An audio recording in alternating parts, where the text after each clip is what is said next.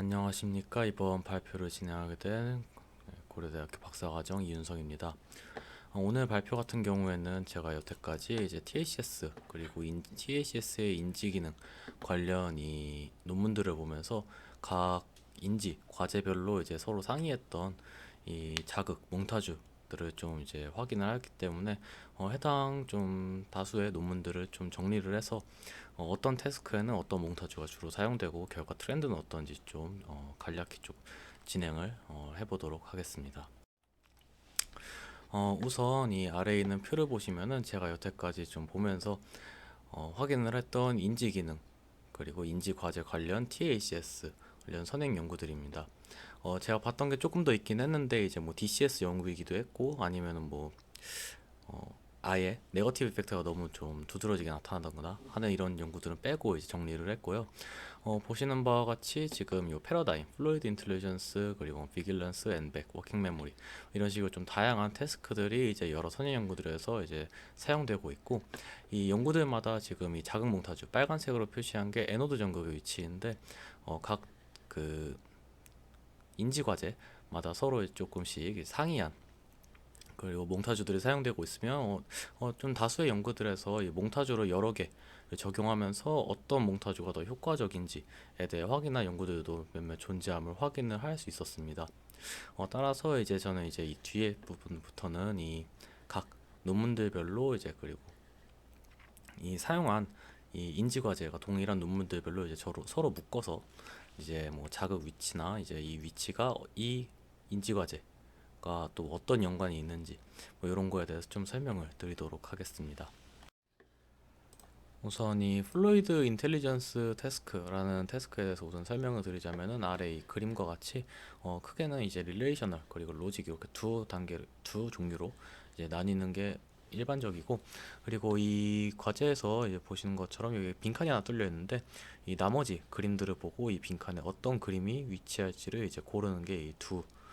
그림 모두 동일한 그 과제 목표입니다. 그래서 이 두 과제 모두 이제 동일한 좀 추론적인 사고를 요하는 과제이지만 제가 봤던 연구들에서 이 행동 결과 같은 것을 봤을 때는 이 로직이라는 것 자체가 좀 더 리액션 타임이 더 오래 걸리고 이런 걸로 봤을 때는 난이도 자체는 이 로직이라는 단계가 좀 더 높은 것을 확인을 할 수 있었습니다. 그리고 이 플루이드 인텔리전스 태스크 같은 경우에는 이 여러 이 선행 연구들을 통해서 이 미드 프론탈 자이러스라는 영역에서 요 과제를 할 때 어떤 연관이 있다. 그러니까 이런 좀 추상적인 추론 능력과 이 미드 프론탈 자이러스라는 영역이 연관이 있다고 여러 선행 연구들에서 확인을 한 결과가 있다고 여러 연구들에서 이제 언급이 되어 있었고요. 어, 이런 플루이드 인텔리전스 태스크를 기반으로 이제 자극의 TACS의 효과를 확인을 한 연구가 이렇게 아래 이렇게 두 편이 이제 확인을 하였으며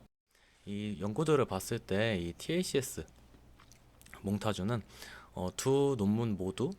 이 앞서 말씀드린 이 미드 프론탈 자이러스의 에노드 전극을 부착을 하였고 그리고 캐소드 전극 같은 경우에는 모두 이 CZ 영역에 위치를 하였습니다. 두 논문에서 이제 사용한 이뭐 자극 주파수 같은 경우에는 뭐 인지 기능과 연관이 있다고 알려져 있는 이제 뭐 세타 그리고 감마 대역 주파수를 이제 자극 주파수로 이제 사용을 메인으로 하였고 여기에 대한 뭐 컨트롤 그룹으로 인해서 이제 알파 그리고 베타 그룹도 이제 추가한 논문 또한 이제 존재를 하였습니다. 각 논문의 이 결과를 좀 간략하게 이제 핵심 결과만 제가 좀 들고 와서 설명을 드리자면 이 왼쪽 그러니까 이쭉 왼쪽에 있는 결과 같은 경우에서는 이 40Hz TACS 자극을 인가하였을 때 뭐 램 그리고 5Hz 그리고 이제 뭐 TRNS 대비 이 40Hz 자극을 인가했을 때 이 리스폰스 타임 그러니까 리액션 타임이 통계적으로 유의미하게 감소한 것을 이제 확인을 할 수 있었습니다.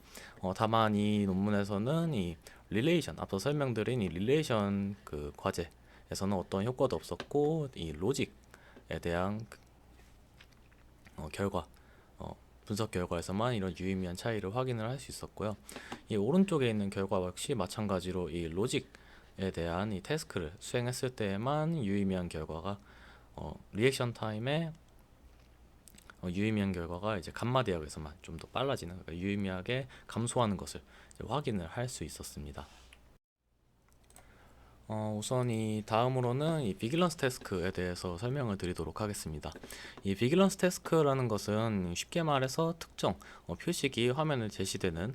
종류, 조건에 따라서 각각 지정된 버튼을 눌러주는 그런 간단한 과제이고요. 이 비길런스 태스크 같은 경우에서는 어텐션과 연관이 있는 인지 과제로 알려져 있습니다. 그리고 이 어텐션이라는 인지 기능은 오시피탈 에리어에서 뭐 좀 연관이 있다고 이제 확인을 한 선행 연구가 있는데, 이런 선행 연구의 몇몇 이 선행 연구에서는 이 어텐션이 감소하고 리액션 타임이 증가할 경우에는 이 알파 파워가 이제 증가하는 것을 확인할 수 있었다고 이제 확인한 연구가 존재하고 있으며, 그리고 추가적으로 이런 이 어텐션 관련된 과제를 수행할 때 이 알파 주파수뿐만이 아니라 이 감마 주파수 또한 연관이 있어가지고 이제 이 알파와 감마 대역의 주파수가 어떤 상호작용을 한다는 것을 확인한 선행 연구가 존재하고, 그 선행 연구에서는 또 이제 이런 알파 감마 대역 주파수 간의 어떤 상호작용이 이 후두염 영역에서 좀 강하게 나타난다는 것을 확인을 한 연구가 있었습니다. 그리고 이 뒤에서 여기서는 이제 엠벡 태스크에 대해서 또 설명을 드릴 건데요. 이 엠벡 태스크는 워낙 유명하다 보니까 이제 다들 아시겠지만, 이렇게 타겟이 이제 제시되면은 이 타겟보다 이제 두 번째 전에 제시된 이 그림이 문자 뭐 숫자 뭐 이런 표식이 지금 제시된 타겟과 동일한지 아닌지에 따라서 뭐 특정 버튼을 눌러주는 그런 태스크이고요. 이 엠벡 태스크 같은 경우에는 이 워킹 메모리라는 것과 연관이 있다고 알려져 있습니다. 그리고 이 워킹 메모리 같은 경우에는 몇몇 선행 연구에서 이 프리프론탈 코텍스, 그리고 뭐 이 왼쪽에 있는 이 프리프론탈 코텍스, 그리고 오른쪽에 있는 포스테리어 퍼라이탈 코텍스와 이제 연관이 있다고 알려져 있었고요. 그리고 이 워킹 메모리를 좀 유지하는 동안 이 전두엽 영역의 세타 그리고 알파 대역의 주파수 사이에 어떤 그 페이즈가 락킹이 되는 그 위상 잠금 효과라고도 이제 번역하면 그렇게 나오긴 했었는데요. 이런 위상 잠금 효과가 있는 것을 확인한 선행 연구가 존재한다고 합니다. 그래서 이 비길런스 태스크랑 이제 엠벡 태스크를 사용한 이 연구 같은 경우에는 편수가 적어서 제가 이렇게 한 번에 두 개로 정리를 했었고요. 왼쪽이 비길런스 태스크, 오른쪽이 이제 엠벡 태스크 관련 선행 연구입니다. 해서 이 비길런스 태스크를 사용한 이 선행 연구 같은 경우에는 자극 주파수는 이제 뭐 40Hz라고 이제 40Hz를 사용하였고, 자극 몽타주로는 이제 에노드 전극을 OZ에 그리고 캐서드를 CZ에 부착을 하여서 이제 THS 인지 기능 향상 효과를 확인을 하였고요. 그리고 이제 오른쪽에 있는 엠벡 태스크를 사용한 선행 연구 같은 경우에는 이 에노드 전극을 이제 둘 다 이제 F4에 부착을 하고, 그리고 캐서드 전극을 P4에 붙이는지 그리고 F3에 붙이는지에 따라 이제 자극 몽타주에 따라 이제 나타나는 이 THS의 효과를 확인하고자 하였습니다. 그리고 더불어 이제 이런 몽타주뿐만 아니라 이 연구에서는 뭐 THS 주파수 좀 다양화해서 이런 워킹 메모리 변화를 확인을 하였고요. 아래 이제 결과들은 이 비길런스 태스크를 사용한 이 선행 연구 그리고 엠벡 태스크를 사용한 선행 연구에 대한 이제 대표 결과를 가지고 왔는데요. 우선 이 비길런스 태스크 관련 결과부터 말씀드리자면, 이제 베이스라인 조건 같은 경우에는 정말 말 그대로 자극 인가 전이고, 이제 인터벤션이 자극 인가 도중에 이제 데이터를 의미하는데, 여기서 이제 점선이 THS 자극 인가되는 경우, 그리고 이제 실선이 쉼 조건을 의미합니다. 여기서 봤을 때 이 인터벤션 결과에 대해서 조금 집중을 해서 설명을 드리자면은, 어텐션이라는 게 이제 시간이 지나면서 이제 떨어져서 이제 리액션 타임이 점점 늦어지는 경향이 있는데, 이 THS 조건을 THC 자극을 인가받을 경우에는 이 리액션 타임이 점점 이제 늘어나는 이런 경향성이 조금 적었고, 쉔은 그렇지 않았다라는 게 이 결과였고, 그리고 추가적으로 이런 이 리액션 타임의 이제 변화를 봤을 때 THS와 이제 쉔 조건에서는 좀 유의미한 차이가 있었다. 즉, 이 THS를 인가받을 경우에는 이제 어텐션이 조금 더 잘 그리고 오랫동안 유지가 되었다라는 결과를 리포트하고 있었습니다. 그리고 이제 이 엠벡 태스크 관련 결과 같은 경우에는 그 해당 저널에서 이제 제시한 이 피겨 자체가 요거 하나밖에 없어가지고 제가 이거 넣어두긴 했는데 여기에서 이제 통계 표시가 따로 되어 있지는 이제 않았었고요. 그래서 조금 구두로 이제 좀 설명을 드리자면은 이 해당 연구에서 사용한 엠벡 태스크 중에 이제 도형을 사용하는 이제 엠벡 태스크가 오브젝트, 그리고 뭐 전멸하는 이제 뭐 어떤 표식의 위치가 다른 케이스가 이제 스파시얼인데요. 해당 연구에서는 이 오브젝트 조건에 대한 이 엠벡 태스크를 수행했을 때, 그리고 양극 전극이 이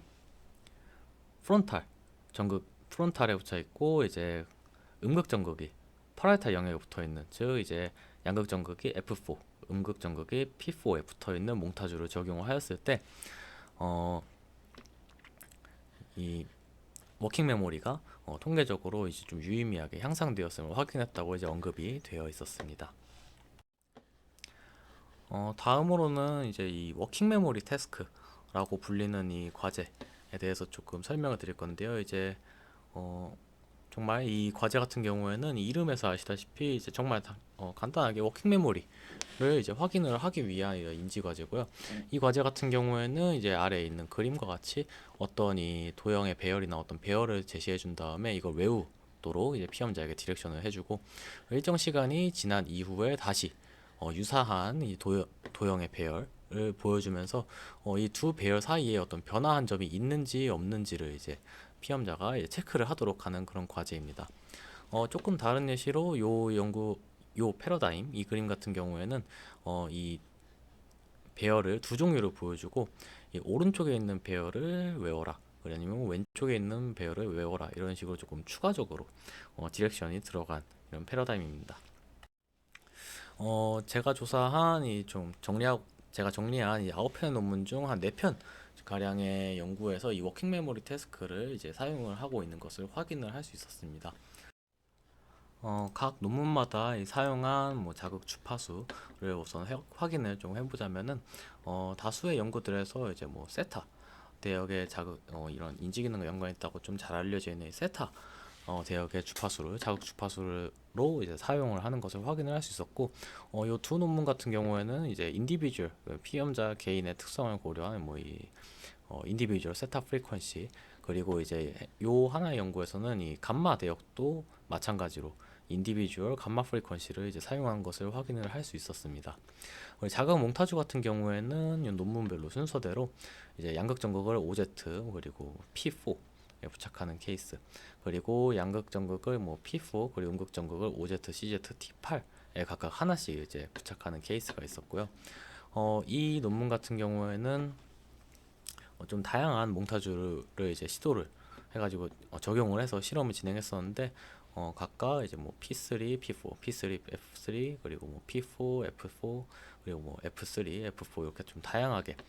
아까 이제 워킹 메모리 관련된 뇌 영역 관련해서 말씀드렸을